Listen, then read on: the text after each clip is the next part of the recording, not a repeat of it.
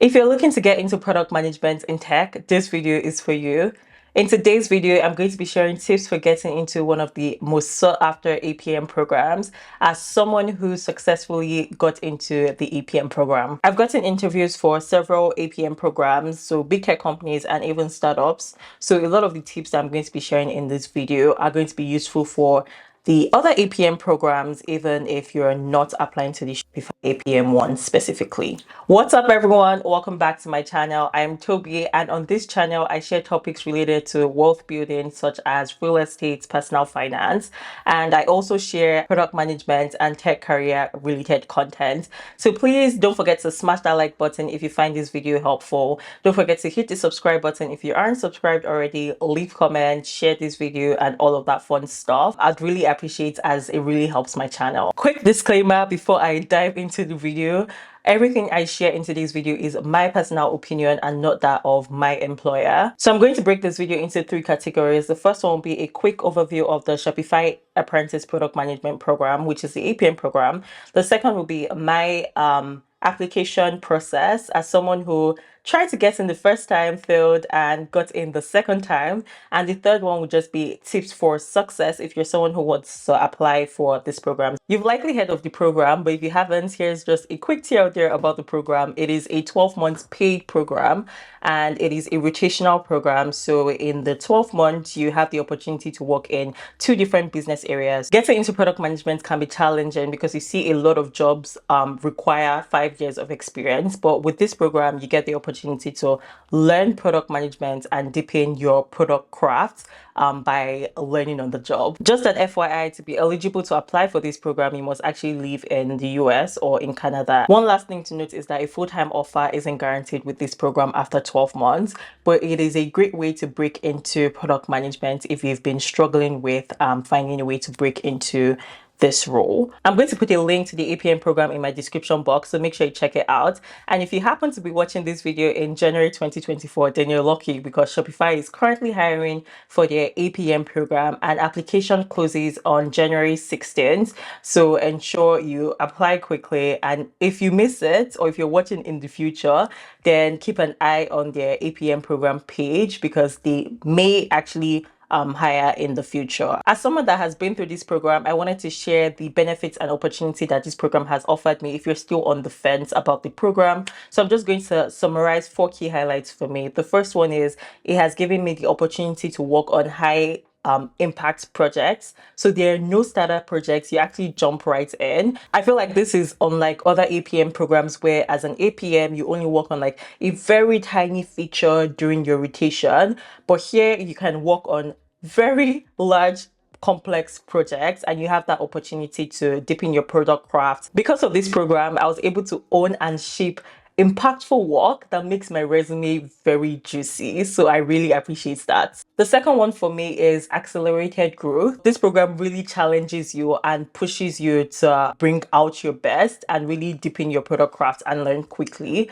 And you have the opportunity for great mentorship and coaching as you're surrounded by some of the smartest PMs ever. I personally believe that once you complete this program, you'll be comfortable working as a full PM at almost any company because you've been able to build a solid PM foundation. Thirdly, the opportunity to rotate between teams is one that I really enjoyed because it allows you to learn different domains and flex different muscles, which is really good, especially as an early career PM, because you never know what type of PM you would want to be unless you try it. So it's nice if you can learn the consumer side or try being a consumer PM, try being a growth PM, try being a platform PM. You just get that opportunity with this program, which is really amazing. And then you can figure out what you like doing and what you're comfortable doing and double down on it. The last one is networking and community. So because you get to like rotate between two teams, you already have 2 full teams that you probably built relationships with. When it comes to community, I think being a PM can be very lonely,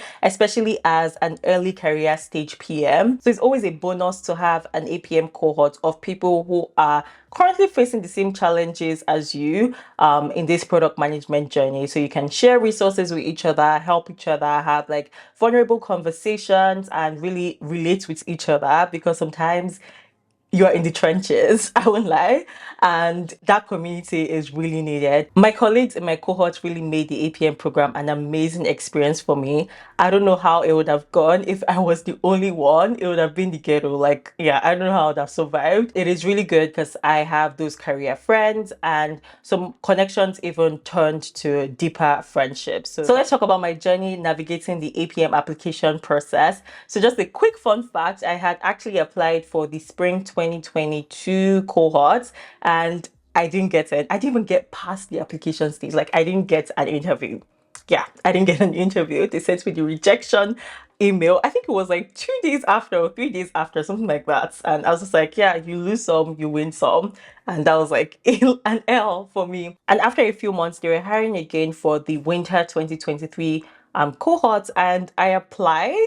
And this time I just applied because I was like, okay, I have nothing to lose here, let me just apply. So I applied and I actually successfully got in. So you may be like, oh, how come I didn't get in the first time, or what did I do to make my application better the second time? I have a few hypotheses. This is just my assumption on reasons why I didn't get in the first time. The first one is lack of product management related experience. You don't have to have official product management experience, but you could have something that is very similar to being a product manager, and just showcase skills that you have that are product management skills. I think there are a lot of skills that are easily transferable, and I feel like I probably didn't showcase those skills enough. I think I had a hard time trying figuring out how to translate some of my experiences and frame it in a product management way. And a lot of times we actually do have product management experience or something very similar. The second one is that product management certificates do not cut it. Yes, I said it. Product management certificates do not cut it. So in my first application, I had done a product management certificate, and I thought that was enough, and I added it to my resume. But really, if you think about it well, I'm so sure that out of the thousands of people that are applying for this program, about 90% or 80% of them probably have done a product management course and already have a product management type certificate or whatever on their resume. So what makes you really stand out? Like, everyone can do a product management certificate on Udemy, Coursera, or even pay thousands of dollars for product management courses. But what really makes you stand out? Yeah, I thought it was good enough and I had that on my resume. I'm not saying you don't have that on your resume. I'm just saying there's more to do beyond just taking a product management course or like listing a product management certificate on your resume, because there's no official product management certificates. Keep on watching because I'll be sharing how you can stand out beyond product management certificates. I think the third reason was lack of PM familiarity. I hadn't done PM interviews or like mock interviews. I hadn't even looked into what PM interviews were like at the point when I was applying. I know this seems like I didn't even prepare or plan. I think I saw the application a day before and I just needed to quickly apply. That was what happened. So I didn't even do my research, and that was at a point where I didn't know what career I wanted to go into yet. So it was just like, okay, let me just quickly apply and yeah, see how it goes. When it's time for interview, I'll prepare for it. Or like after applying, then I'll start preparing for the interview. So at that point, I wasn't very familiar with the PM world, and I didn't really know how PMs were expected to think. And as you know, there are questions in the application process, and I feel like I didn't answer them like a PM should answer them. There's some form of like structured thinking and framing needed in the product management world, and I know for sure that I didn't apply that, and I just answered it the regular way that I knew at that point. So I feel like that was also something that didn't make my application stand out and made me not even get the first interview. So let's talk about tips for success. Break this into three sections. The first one will be resume, second will be application process, that's the application questions, and the third one will be interview. For resume, definitely highlight your transferable skills and format your resume, ensure it is clean, and ensure you're not just listing responsibilities. So ensure you're structuring your resume in a way where it actually tells a story on the things you did and why you did them. Always think of why you did something you did when you're listing it as a bullet point, and try to care about the impact of the work you did. As a PM, you should care about impact a lot, and a lot of what you do should be impactful. So your resume should highlight that. When you're done writing your resume, read it again and ask if it tells a story, and figure out what the reader should know from the information you shared. If you feel like it is not worth sharing, then you can remove it. And if you feel like it is not as strong as it should be, then figure out ways to make it stand strong. There are different popular methods out there to structure the information that you put in your resume. There's the STAR method. You can use that. Just ensure that you list the results. It'll be nice to quantify the impact if you can, but there's some times where it is difficult to quantify the impact, and that is okay. But if possible, please try to quantify the impact. Now let's talk about skills and things that I personally feel like you should highlight in your resume. So I'm going to group them into must-haves and nice to have. For must-haves, you should have leadership skills there. I'm not saying you should write a section and have like write leadership skills in your resume. I'm just saying, like, when someone reads your resume, ensure that you highlight leadership experience that you have there. The second one is showing the initiative. Someone should be able to pick your resume up and feel like, okay, this person, I've seen cases where, or I've have examples here from the resume that this person can take initiative. The third one is ideation. So highlight cases where you've thought of an idea and you maybe researched something, figured out a gap in the market or an opportunity in the market. Next one is execution. So you can think of an idea, but how do you execute on it? Were you able to execute on that idea? That is also something you should highlight. And obviously with your execution, also close the loop by writing or listing the results and how you maybe improved something. It'd be nice if you can show that you shipped something from an idea to product and you've actually closed the loop there. It doesn't have to be something using technology. It could be anything. It doesn't have to be something using technology. Obviously, it would be nice if it is something using technology. So let's talk about nice to haves. Obviously, if you have technology skills or technology experience, that is going to be good. The second one is entrepreneurship skills. If you have that, please highlight it. It'll be nice to show that. Also, because it is Shopify, if you are a merchant or you've worked with merchants before, or just have some e-commerce background, it'll be nice to have. All of these things I'm listing in this nice to have section are not necessary. They're just nice to have, not necessary. If you have side projects, you should also list your side projects.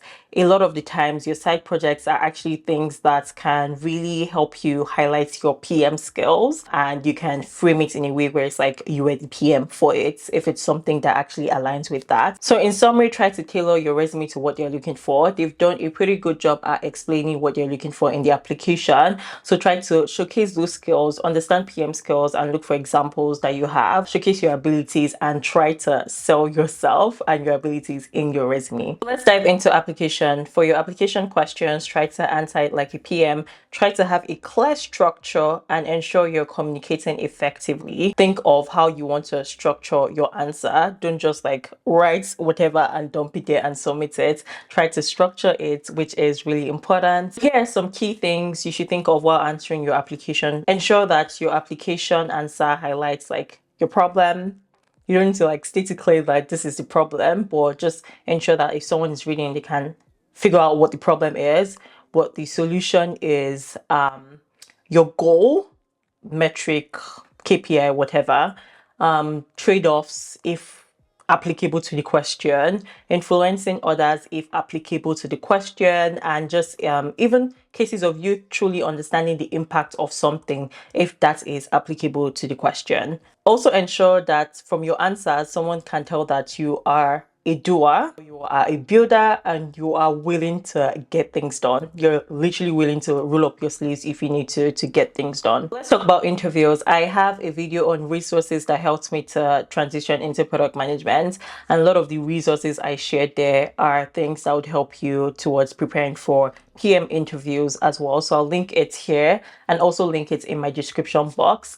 I would also link a PM or some of the PM case study videos that I really found helpful in my description box. This is not an interview video or like an interview specific video, but I'm just going to leave you with some tips and some things to think about while you're preparing for your interview. So I know there are different frameworks for interviews, but I'm just going to leave you with like 3 simple things to think about when you're doing like a product case study, a product design question. Number 1 is the problem. So deeply understand the problem. Try to build empathy with the users, try to understand where the problem is stemming from, and take your time with the problem. Don't just jump into solutioning. The second is understand your goals and KPIs. What are you trying to achieve by solving this? And the third one is solutioning. So thinking of different solutions, thinking of how it actually solves the problem, or if it does solve the problem. Don't just like dive straight into solutioning. You need to understand the problem to think of a solution, and understand your goals and KPIs to actually figure out what solution is the best. Also highlighting trade-offs, understanding how to make decisions when you have multiple solutions, understanding how you would measure your measure success. So those are 3 key things to think about when doing a product interview. So problem, goals or KPIs, and solution. As I mentioned, I know there are different frameworks out there, but be flexible when you're solving a problem in an interview. Don't be that person that memorized a framework or has to go like in this framework direction. A lot of the interviewers know most of the frameworks out there. So just be flexible and use it as a guide, but don't solely rely on the frameworks. Also for PM interviews, structure is very important. So it helps to flow better and helps the interviewer follow you as you're exploring and coming up with solutions. Lastly, for PM interviews, you actually need to practice. You need to like build your PM muscle. This is something everyone needs to build as a PM. I'm still building my PM muscle and trying to flex it daily. I hope you found this video helpful. If you did, please don't forget to smash that like button for me. It helps me and I appreciate it. Please don't forget to leave comments. Let me know your thoughts on some of these things. If you have questions, leave them in the comments and I'll do my best to answer the questions. Share this video with someone who you know might be interested in product management. Don't forget to hit the subscribe button so you don't miss my future video. I'll see you in my next video. Bye.